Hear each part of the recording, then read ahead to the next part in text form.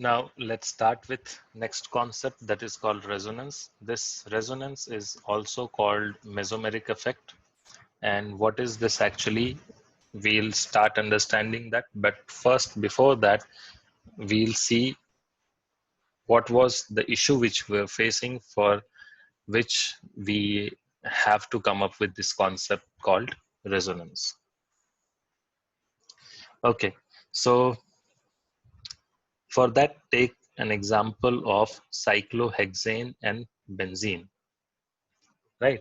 So we know that this CC single bond, there is a single bond here. So this single bond's length,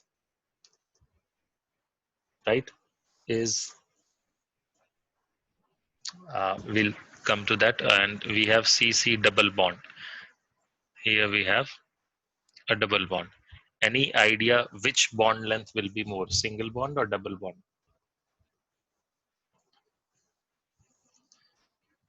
What's the question? CC single bond will be larger or more in length, or CC double bond will be more in length? Whose length, bond length will be more? Single bond or double bond? Single bond. Double bond means, yeah, double bond means a single bond is already formed, and on top of that there is more overlapping. So that's why this double bond comes, or that's why and how this double bond comes into picture, right? So if I take an example of ethane, in ethane this bond length is 154 picometer, and in ethene we'll have carbon-carbon double bond. There this bond length is less than 154, that is 154 picometer. Okay, now how do we draw the structure of benzene? We draw it like this. It is C6H6, right? Benzene is C6H6. So we draw alternate double bonds like this. So that means what? There should be 3 bonds which are actually carbon-carbon double bond. They should be 134 picometer, and the 3 bonds which are carbon-carbon single bond, they should be 154 picometers or something like that. It should be, right? But what happens, or experimentally we have found that in benzene, this is, we can say it is our expectation. But after doing some practicals, we'll say that the practical observation is something else. What is our practical observation? It says that all six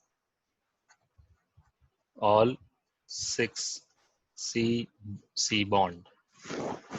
It doesn't mean that I'm talking about CC single bond, because I just want to write all 6 carbon-carbon bonds.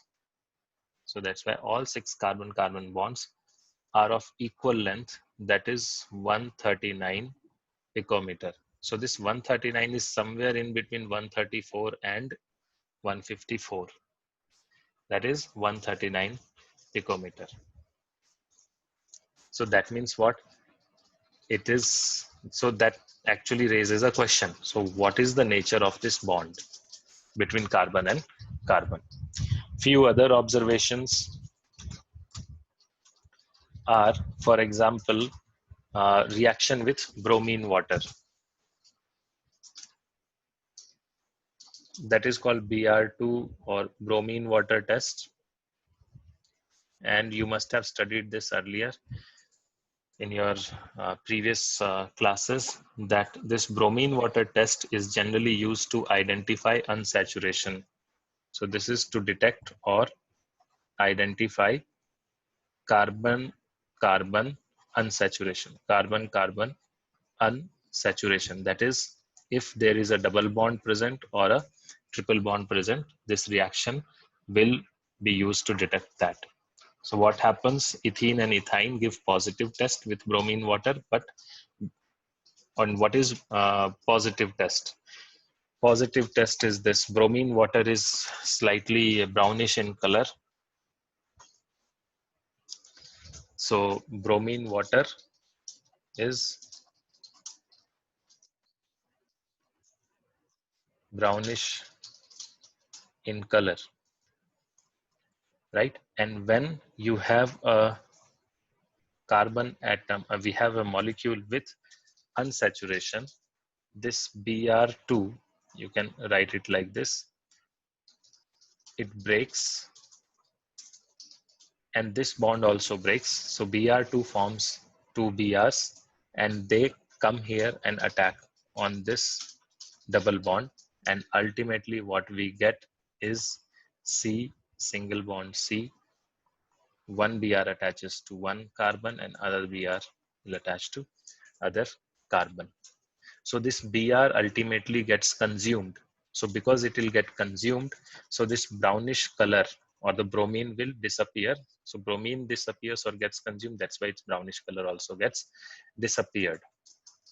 So that is what bromine water test is. If there is a saturation, so there are two cases. You do this test. If there is possibility of saturation and there may be no saturation or unsaturation. So if there is unsaturation, it decolorizes. And if there is saturation, it retains the color. Why? Because the above reaction won't happen. Now in our benzene, as we are seeing here, double bonds. So this was the first observation. This is our second observation. What we observe here is that we put benzene and we put and mix it with brownish bromine water and we mix it, but we don't see what is our observation. No such decolorization with benzene, that is C6H6. So there is no such decolorization happens here in case of benzene. So what does it mean? It means two things from the above two observations. We can conclude that one, the bond length, it was neither single bond length nor double bond length. So this is some, you can say somewhere in between. And second, this unsaturation test. So even that fails. So from these two, we conclude that it cannot be single bond or double bond. It is none of them, right? It is actually something else.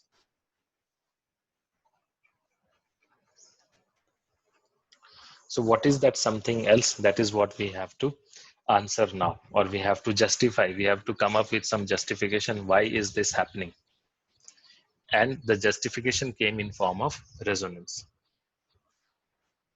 So we came up, or scientists came up with this concept of resonance, that it's not single bond, it's not double bond, it is actually some hybrid of both, or some hybrid bond which has characteristics of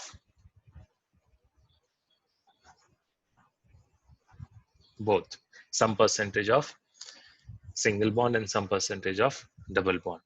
So it has both the characteristics. It's just like we have studied sp2 sp3, that is hybridization. Same way here also we have, that was hybridization of orbitals. Here we are trying to justify this observation based on hybridization of bonds. Hybridization is nothing but intermixing of two or more characteristics. So how does that happen? The resonating these structures. So we say that these abnormal physical and chemical properties involve the concept of resonance, and the resonating structures is the new term, which are only the hypothetical structures, and the real structures lies in between them. So what we say is that if we take example of benzene, justification was that, suppose if I write it like this, so this may convert to some other structure. For example, in this case, this double bond which is here, it may come here, and here, and here. So these are the contributing structures. It's not like there is a change from one structure to another. That we should understand. Both these structures are called resonating structures.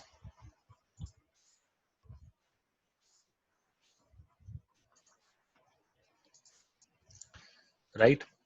And most importantly, they both are hypothetical. They does not exist in real time. It's not changing from one form to another. There is no change or transformation.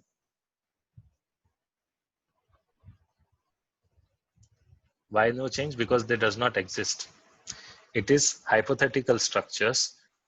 So we conclude that our actual atom, actual molecule is mix of these two structures, these two hypothetical structures.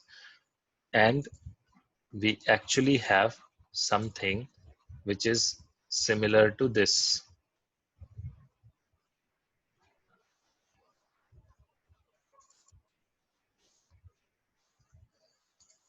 Right? And this, the last one, the real structure is called the resonance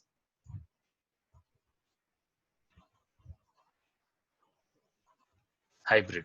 So this term hybrid should explain you, and this should remove all the uh, confusion from your mind. So hybrid is, for example, hybrid, one real life example of hybridization from animal species is of donkey and horse, right? And what do we get? The species we get is mule. Now, is it like in morning when you see mule, it looks like donkey, and afternoon it looks like a horse? No, right? Every time, I mean, throughout the day, I mean, always mule will look like a mule. It has characteristics of both the donkey and the horse, but it doesn't transform from donkey to horse and horse to donkey. It is a new entity in its own, right? Having characteristics of both these species, right? So that's why, but here in case of this molecule, say benzene, we have not seen this structure, we have not seen this structure. So that's why we say that it is a hybrid, hypothetical structure. And the actual structure is the hybrid of those hypothetical structures, right? So that's what is hybridization, and that's what resonating structures and resonance hybrid structure is. Resonance hybrid is more stable than any resonating structures. So these are hypothetical, means they don't exist. Don't exist, why? Because they are not stable. So that's why they don't exist. If any one of them would have been more stable, it would have been there in real life. So they are not real, they are imaginary, hypothetical, and we get only resonance hybrid structures, which is the real structure.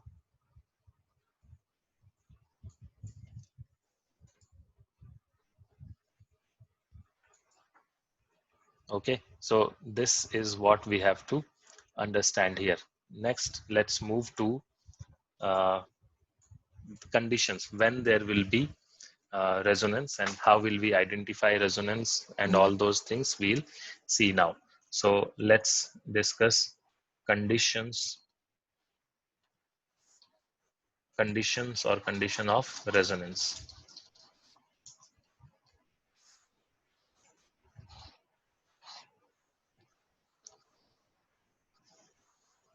So there are few points, that is, all atoms taking part in resonance must lie in same plane. All atoms taking part in resonance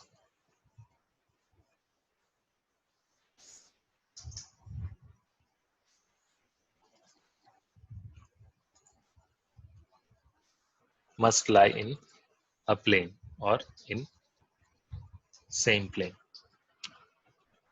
So that is possible only if they are, so hybridization of carbon, what all hybridizations are there? sp3, sp2 and sp. So where is planar structure possible? Only this is planar.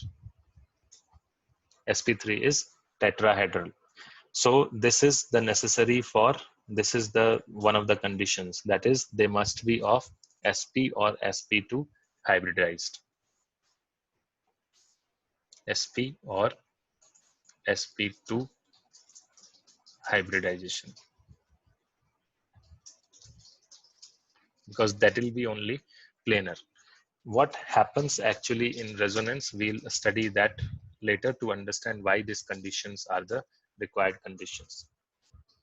Second, the molecules or the molecule should have conjugate system, must have conjugate system. Now what is this conjugate system? Conjugate system is actually parallel p orbital system.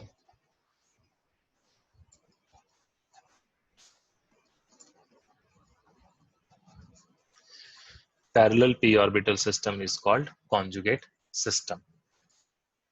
So let's understand resonance. What actually is resonance to understand this condition as well. In chemistry or in organic chemistry, resonance is when you have this conjugate system. Conjugate system, we said parallel p orbitals, but to understand this, let's take this example. So what do we have here is A and B are having double bond, so that's why they are sp2 hybridized. And suppose on C also there is a positive charge, so even that is sp2 hybridized. Now what happens is this double bond which we see here is actually made of one sigma and one pi. That pi bond is actually perpendicular to the plane. So if it is like this, in this plane, if there is this A and B, in the plane there is this sigma bond, and perpendicular to this plane there is this p orbital.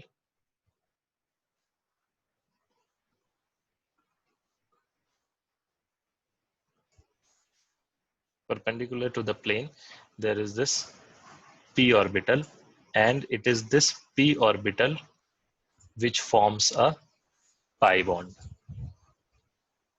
When these orbitals overlap, pi bond is formed, and that's how this double bond is formed. When all of them are sp2 hybridized, so even this C, which is next to B, even that will have a pi orbital, but because there is a positive charge there, so that pi orbital will be empty. So these pi orbitals of A and B are filled, but pi orbital of C is empty. So they must lie in a plane, only then this is possible that all p orbitals will be parallel. So when all p orbitals are parallel, that's what parallel p orbital system is called. When they are parallel, when ABC are in same plane. So when ABC is in same plane, all the perpendicular orbitals, that is p orbital, are parallel to each other. So now what happens is this p orbital has bond formed using this electrons here in the p orbital. So this bond can be formed between AB as well as between B and C, because they also satisfy the same condition, which is condition with A and B to form the double bond. So the double bond may be formed between B and C as well. And when that happens, now the A's orbital will be empty or vacant. Now we cannot draw this diagram again and again to explain the concept of resonance and how is that happening. So what we do is we take the help of, or we now understood that this picture is in our mind, that this A has a p orbital, B has a p orbital, C has a p orbital, all are sp2 hybridized, so that p orbital is actually perpendicular to the plane, and that p orbital is actually responsible for forming of this double bond, right? And then we show that how these hypothetical, the second hypothetical structure for this possibility is that this p orbital, which is here, that from there the electron must have moved to the next, that is from here it must have moved here, because here there is lack of, or there is deficiency of electrons, because it is a positive charged C and it has a p orbital. So if that happens, this will give us another structure, which is a single bond B, because that bond has broken because electron has moved from there, and B double bond C.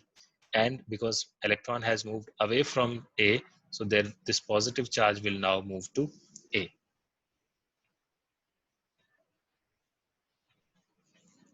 Right? And now this and this, these two are two different structures, because the position of bonds have changed. All this is happening hypothetically. It is not real change which is happening here. We are just saying that one structure may look like this, and because there is this p orbital here as well, and which is there in the same condition, so why not B and C can form the same bond? So if they form the bond, the structure, next structure will look like this. Again, this is not transformation from here to here. Electrons are not moving from here to here. We are just representing that if electron is present here, bond will be this. If electron is present here, bond will be between B and C.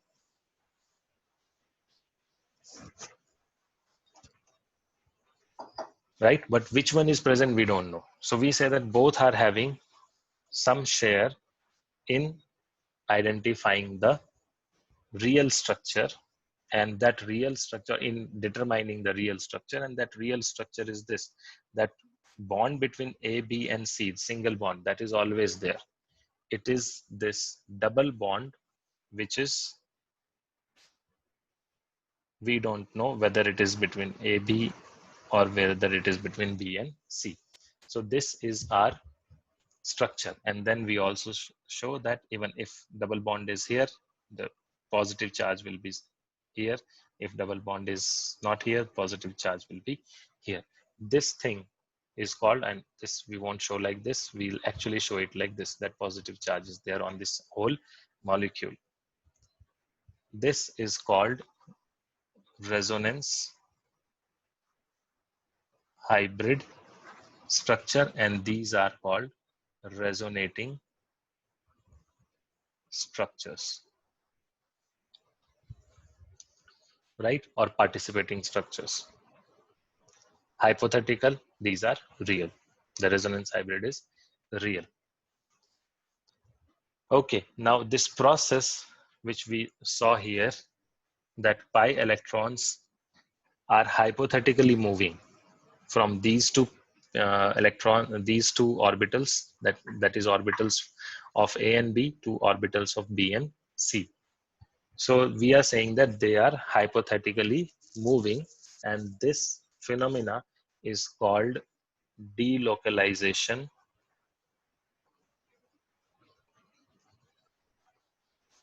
of pi electrons. You must have heard this earlier. This is what delocalization of pi electron is. So these conditions which we saw here, 1 and 2, these conditions are required for what? These are required for delocalization of pi electron. So that if delocalization happens, then hybridization will also happen. And this delocalization is a hypothetical, you can say, a movement of pi electrons. Right? Now that was the condition for resonance. Now let's come to general cases of resonance, where in which form we will see resonance taking place.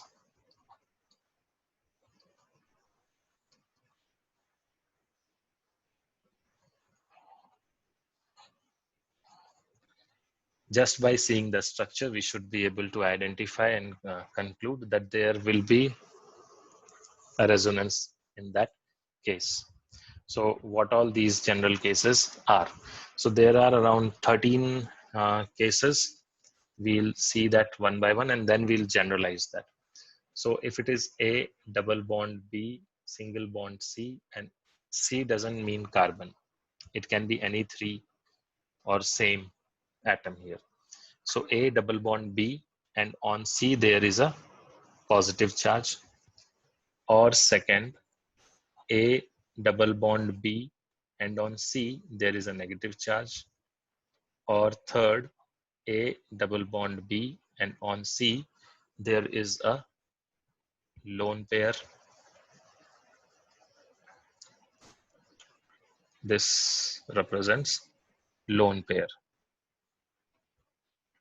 Fourth, A double bond B, and on C it's a free radical that is there.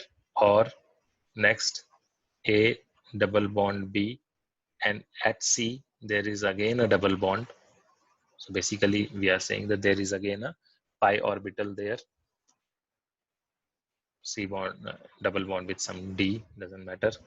Sixth, or the next possibility is that this A is there, double bond B, C, and then maybe a triple bond with D. So these 6 cases plus few more, and the same cases with, instead of A double bond B, there will be a triple bond B. So we'll write that later, or let me write that. Say before that, let's see few more. A, on A there is a lone pair, and it is connected with B with a single bond, and at B there is a positive charge. So if you see here, there is no double bond, but still there is a resonance. We'll discuss that once. Let me finish writing all these things. So that is case 7, and case 8 is A, and on A there is a negative charge bonded with B where there is a positive charge, right? And as I said, other cases,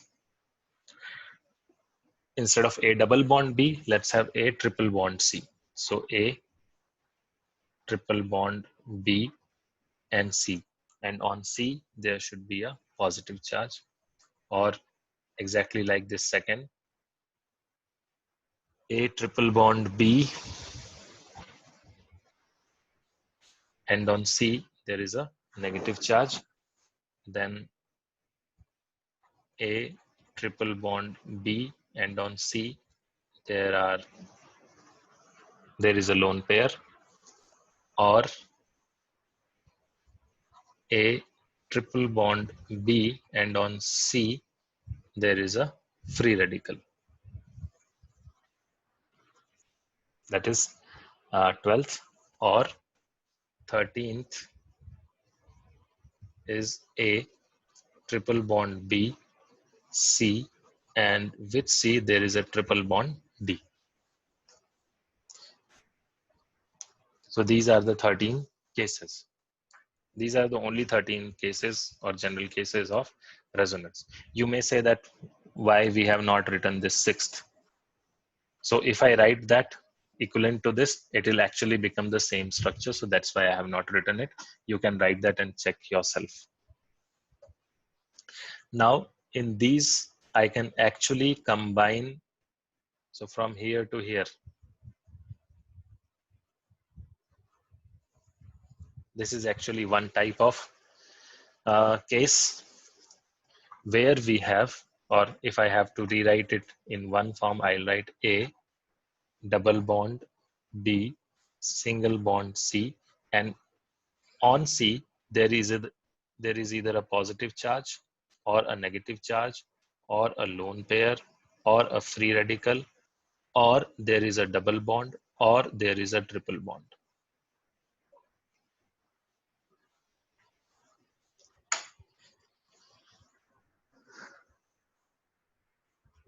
Right? So that is one case which generalizes all these 1 to 6 and 9 to 13. Or I can say same thing repeated with a triple bond. A triple bond B and then single bond C, and C has all these things.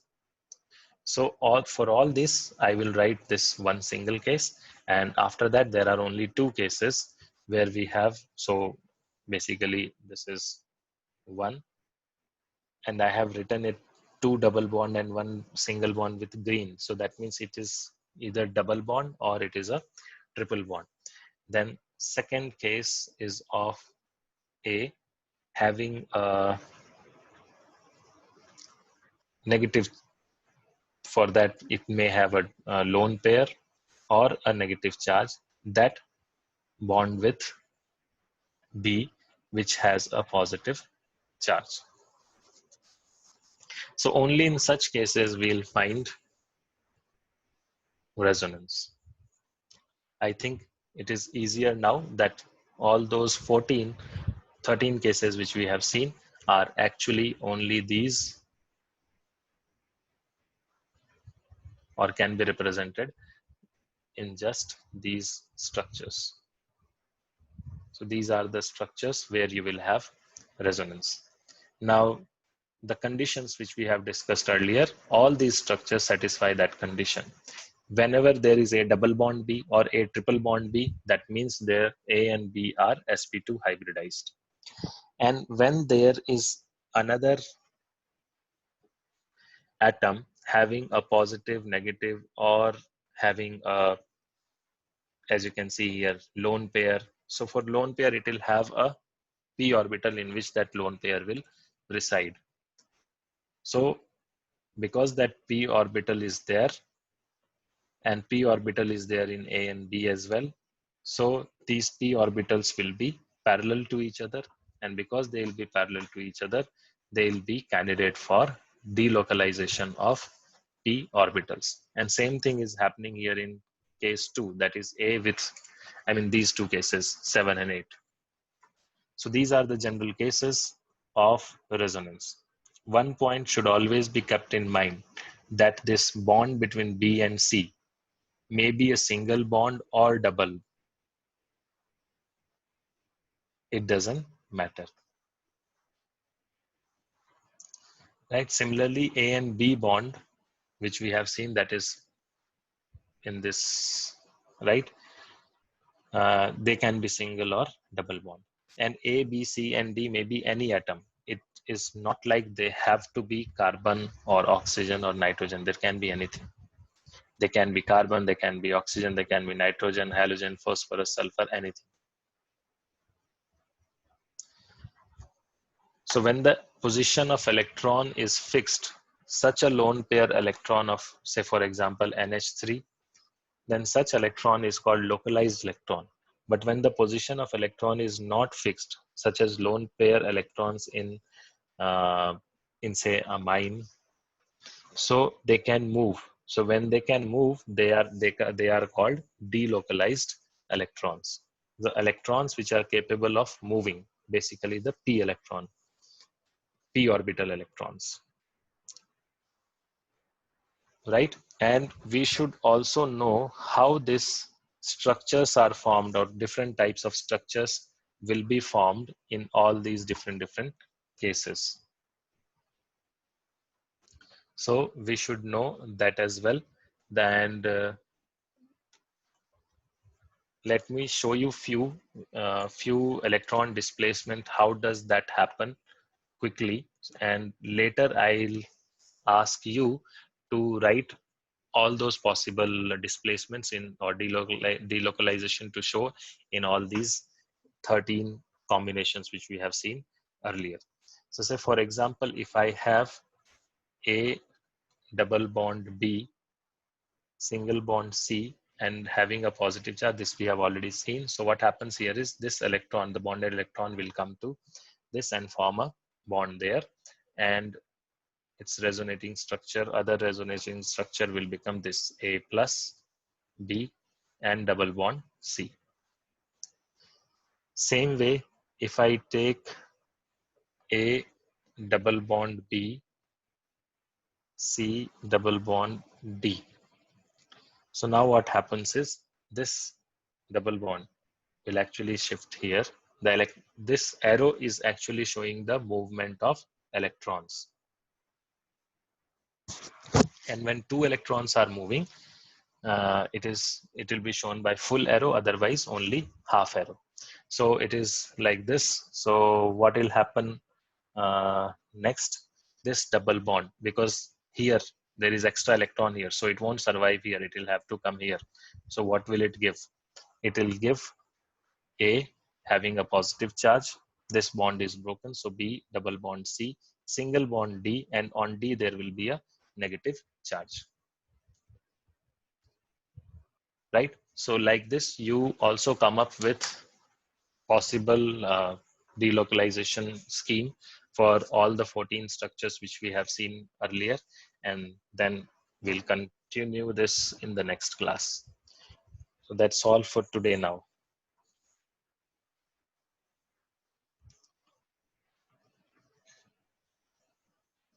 I hope there is no doubt.